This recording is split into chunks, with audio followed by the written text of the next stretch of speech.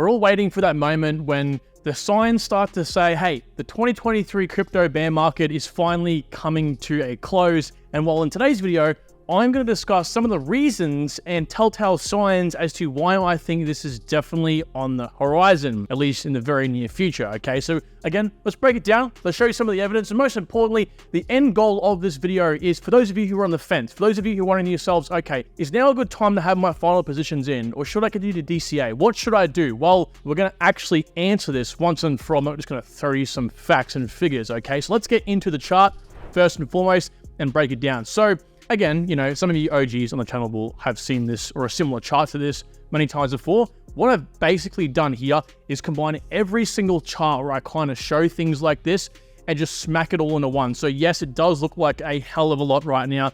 It is quite confusing, but I'm going to break it down, of course, into a nice, easy format. And in my usual fashion, I'm going to leave this link down below so you can go ahead and zoom in, zoom out, interact. And if anything confuses you, come up with your own thesis, of course, or at least apply it to your own research, okay? That's the most important thing I want to do, is give you my take on things, but also let you do some of your own research, because we all have different takes and we're all not 100 people, if that makes sense, okay? So for that purpose, guys, if you didn't mind, drop a like on the video. It really does help me out quite a lot. So let's dive in. Now, I think all of us know, okay, and if you have seen my channel multiple times now and some of the things I talk about, that there's a few variables in this instance that keep playing out. They're very similar, if not the exact same, which actually can be quite freaky. And so we can begin to pinpoint very important times as to, hey, the bull run is going to be starting very soon. TLDR, it will be, okay? And what does that mean for right now? Is actually right now a good time to have these positions in? Because ultimately, we don't want to be buying on 10, 20, 30% up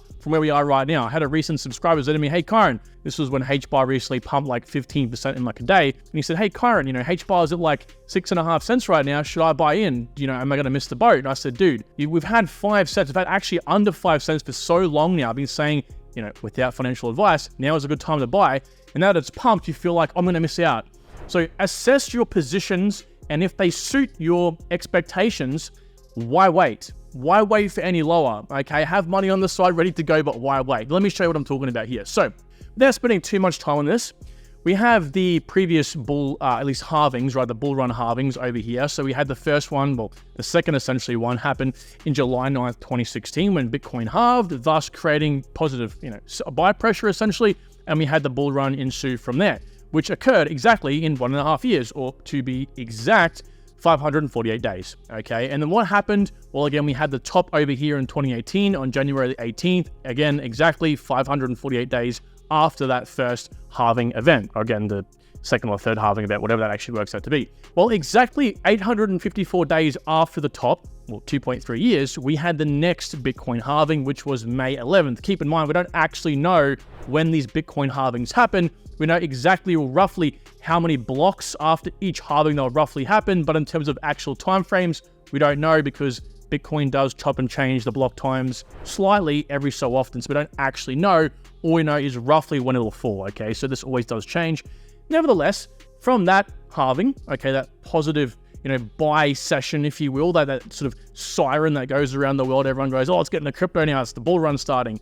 Well, we had exactly 548 days later, the other top, the most recent bull run, November 10th, 2021. Again, freaky, right? Exactly on the day. Now, this is stuff that we don't know exactly that's going to occur. So the fact that the top and the top, or essentially these two bull cycles, happened in the same time period, gives us some indication as to when the next bull run top will roughly happen from the next halving. Now, keep in mind, we don't know when the exact day of the halving is. All we know is that roughly it'll happen April 1st, 2024. And here's the freaky part, right? Not only has the last two bull runs pretty much, well, been on the exact same day, but also the bear markets, we can kind of guess here, are going to happen at earliest 873 days versus 854 days. So we're talking pretty much the exact same time frame. We're talking here within a month difference, which is insanely crazy, okay? And again, it will happen in April sometime, early to mid-April at least, right? Before we continue with this video, I would like to thank the sponsor, and that is Grape. Now, what is Grape? Well, essentially, it's a brand new state-of-the-art, super fast layer 1 network built on top of what's called a DAG, different to a blockchain, but much faster, allowing for the network to push of speeds up to and beyond 700,000 TPS. Now, the really unique aspect about Grape is that being tailored towards gaming and the metaverse, it understands what it has to provide, not just for developers, but also for the end users. It has amazing NFT capabilities and also an inbuilt state-of-the-art AI tool that allows it to be leveraged by developers to do low to no code tooling, and also for end users to eventually use as well. It's literally mind-bending. Now, I've made a full video on Grape. You guys can go ahead and check that out in the description below. But I want to say, for a limited time, guys, they're offering 10% bonus on their tokens if you go and sign up for free on their website and buy the tokens from there. You can do so with the link below. You must use my link, though, to get that 10%. So with that being said, thank you so much to Grape for sponsoring this video. And with all that said, let's get back to the video. And so what again we can do with this is begin to pinpoint when we should have our final positions in to minimize capital gains tax, so you can save yourself a hell of a lot of money in this case, which for those of you who don't do this, you must do this. What we can also do is then figure out when we should have our final positions in. Let me zoom in real quick and go back to March 11th, 2020. Exactly, well, this was a few months before May 11th, which was exactly the halving. We had the big C word was announced around the world. Of course, what did it do? Well, the market was actually going upwards. It was looking quite promising, right? I think everyone thought it was going to do something like this. What happened? It was announced over here and it started to crumble until it was like officially like a thing. And then it obviously dumped it in, and people that had some cash on the side, which is what I always tell you guys to do, they could profit, okay? Which is what obviously happened over here. Well, as we can see, the 5 months prior to the halving is when we actually started to see Bitcoin, or at least the global market, this is the global market cap, start to increase, okay? If it wasn't for this, we likely would have seen some sideways action at least over here, but more or less, this upward action. Well, again, if we actually go way back down to here, we saw a similar thing. This was back even in 2016, this sort of second, I guess you could say, major bull run event, and the same thing occurred, right? We could see a lot of this demand starting to pick up around the 8 to 5 month mark, okay, before the halving event, which was over here. So, okay, that's sort of a coincidence, whatever, it is what it is. We come forward here and we can have a look at where we are right now. So where we are right now is, again, about mid-August 2023. Well, what we kind of discovered based on previous data, right, previous trading volume. Now, keep in mind, volume doesn't necessarily mean a bullish or bearish sentiment. It does mean more people in a general sense, coming into the market and either buying or selling, whatever they're doing, okay? But they're definitely in the market. There's more money being thrown around. And just like we saw back in 2013, well, again, so 5 months out here, as you can see, 5 months from the halving, we did see demand, or at least volumes, crazily start to pick up over here. And as we mentioned, 8 months out, it definitely did increase. And as we, all should know by now, 14 months out is when it actually starts to really pick up. So, okay, we have this 8 and 5 month mark where kind of this starts to really pick up. Yes, definitely the big C word over here in kind of created crazy demand, or at least crazy 24-hour volume. But we can kind of go ahead and apply this where we are right now. Again, history doesn't necessarily repeat, but it does rhyme. So we can't expect it to be working out the exact same way, but definitely in somewhat similar ways. So if we again plot 1st of April, now keep in mind, 1st of April is the very, very earliest. It probably won't even happen on the 1st of April, probably in mid-April sometime. We can then pull it back 8, 14, and 5 months. So I pulled this back basically 14 months to when we can see demand, kind of start to increase. And yeah, it kind of looks a bit skewed right now because we don't have all this crazy volume. Okay, we only have the previous volume. By the way, this is essentially starting over here from the tip of the last bull run. So if we drag this down, that is what you're seeing over here. This is all blacked out because it's the bull run, and it would obviously skew the trading volume, right? And so then if we come back down here, we can see, okay, well, 14 months out, volume didn't really pick up. Let's face the facts. But we aren't quite 8 months out just yet. We pretty much are, but we don't exactly know, right? It's 1st of April. 1st of April probably won't really be the time when the halving happens. So we have this period between the 5 over here and the 8 month mark, which is a big black area, which we have seen in the past do quite well. Okay, so this pretty much period over here. All right, this is essentially where it starts. And why I'm kind of taking you on this wild goose chase, why I've just shown you this information, and why I'm kind of pinpointing you, going, hey, the market should pretty much pick up latest in December. and not the halving is because you'll have everyone else tell you guys that the halving, aka let's just say April 1st for argument's sake, is when you need to have your bags packed. But I am going to say you should have them sooner, because if you decide to pack your bags on April 1st on the halving and kind of have everything ready by then, what you are saying to everyone is, I am just like everyone else. I am packing my bags when everyone else is due to come into the market. As good investors, as people who are already in the space, as people who have probably been in the space for at least 12 months right now, at least since the bear market started, we need to front run this. We don't want to be left, getting into the time everyone else is, because you will be like that guy who said, hey man, should I buy H-bar now at 6.5 cents when you could have got in 15, 20, 25% cheaper yesterday. Okay, so all I'm saying is be ready. Now, I want to make something very, very clear. If we come back to the chart over here, again, you guys can go ahead and do this yourselves. Take the time to read it. There's more information I'm not going to go into in this video. I essentially say down here that you definitely don't want to be someone who goes, okay, I'm going to buy now, but the project doesn't meet your return on investment targets. Just because we're early doesn't mean you have to buy, okay? Make sure that if you buy now, the price you buy is going to meet your minimum price prediction level. Again, make sure that price prediction is justified. It isn't just a random number you've decided to use or have got the general consensus of most YouTubers. You want to formulate this yourself. But if right now, if HBAR being at 6.5 cents meets your 10x expectations, if you expect HBAR to go to 65 cents and it meets that 10x level, then yes, now is an acceptable time. If it goes lower, that's okay, because you might have more money to DCA. And if not, hey, who cares? You're still getting what you believe you can out of the project. You don't want to be someone who's on the other side of it going, oh my God, we're in now, we got to buy now. And it's like you end up screwing yourself over because the price may never actually reach your minimum expectations. Okay, so I'll definitely go into more things over here. Like, for example, I've had some comments in the past saying, Kyron, what about crypto? And it's like, we might not have a very vicious bull run because of these on and off ramps are being kind of constricted. That's a very good point. And I must say, while I do agree 100% wholeheartedly, remember a few important things here, guys. Up until now, until the bull market pretty much starts, essentially, or at least the bull run starts to really pick up, we have a few important events that might actually come out, like the US election. Republican win definitely could mean that crypto is given a bit of a breather. So if Vivek, Robert, Ron rather, and Donald, I believe, win, okay, I believe it's going to be a lot better circumstance for crypto. Now, Donald Trump is notoriously, there's a question mark there because he's notoriously very anti-crypto. But there's a recent article I'm going to show you guys in a second where Donald Trump might actually have some crypto in a wallet. It doesn't really mean too much because it was kind of a gift, but nevertheless, it is a bit different. And I think if we actually go ahead and kind of apply this mentality, like, hey, if this actually falls out to one of these guys winning, I think it's going to be a lot different landscape. Plus, we also do have a framework that has been started as well, that bipartisan law, that by the time the bull market starts, and maybe we're halfway through, as I said, maybe November, December, January, late 2024, early 2025, we definitely could have some sort of framework, because CFTC chairman has actually said that we do need some sort of framework, okay? He said, you can imagine institutional demand will probably increase if there was a clear regulatory framework, like we have been saying. A lot of us crypto fanatics have been saying, once this opens up, we're going to have a lot more demand come in. Again, that will definitely be from institutional demand. You heard it from the man, the chairman of the CFTC himself. And again, just to remind you guys, the Fit for the 21st Century Act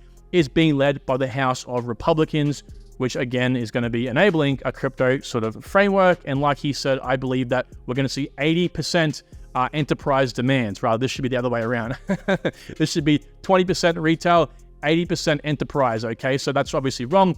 And I agree with him, okay? I definitely believe that once this framework is passed, we will see something of the similar, or sort rather.